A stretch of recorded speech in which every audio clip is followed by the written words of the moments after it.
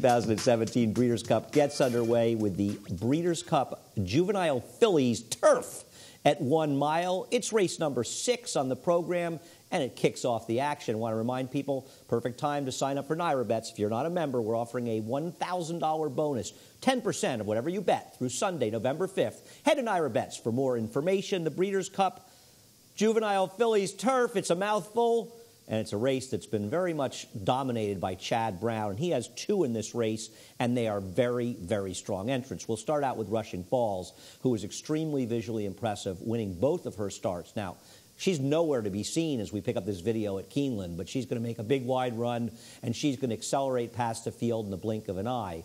Rushing Falls' debut at Belmont Park was another easy win. The horse that finished second to her absolutely dominated a field at Keeneland of maidens last week.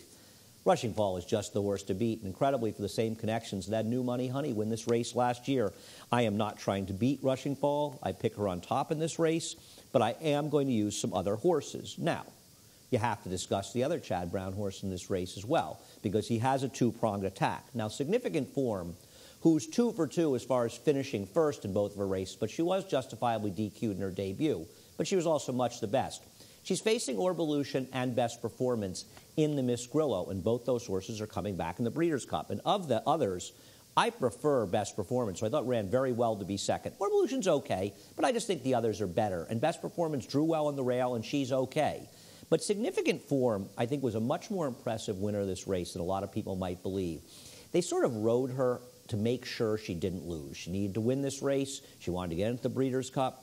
And she was placed forwardly, stalking 3 wide in the clear. This is not the way you see most Chad Brown runners run. They got the job done despite being probably more forwardly placed than she wants to be, and despite being out in the clear. She's better than she looks. Is she better than Rushing Fall? I don't know, but I think you want to use both of these. But they're not the only major players in this race, because there are a couple of very good Europeans. Now, one we're going to show is Happily, and this is Happily beating the boys on Arc Day at Longshop. And this was a nice performance by her. And this was after she won by a nose over a very nice horse named Magical and had beaten September, who's also coming back in this race for Aidan O'Brien.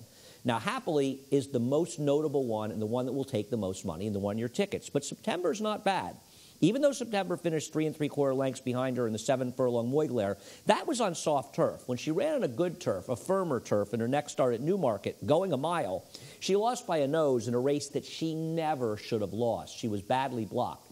So while I'm using Happily, who wins this race, and keep in mind, once again, she beat the boys in the Jean-Luc Lagardère, she's okay, but so is September. So both of them are probably going to be on your tickets. Now, I've lowered September. I do prefer Happily, but they're both very usable. And as I mentioned, Best Performance is the one I like. Now, we have to look at the horses that ran in California, as they are going to be in their backyard. And we'll look at the Surfer Girl, a prep at Santa Anita. Fatal Bear wins, narrowly beats Moondash. Retro finished 3rd. I watched this race. I thought Fatal Bear got an absolutely perfect ride by Kenta Sormo, saved ground the first turn, angled out throughout the second turn. She narrowly got it done over Moondash. I thought Moondash had a pretty good trip in there, a little bit wider. Maybe Moondash was the best of the 2, but it was fairly close, and I didn't think Retro did that much running in there either. I'm staying away from the California horses.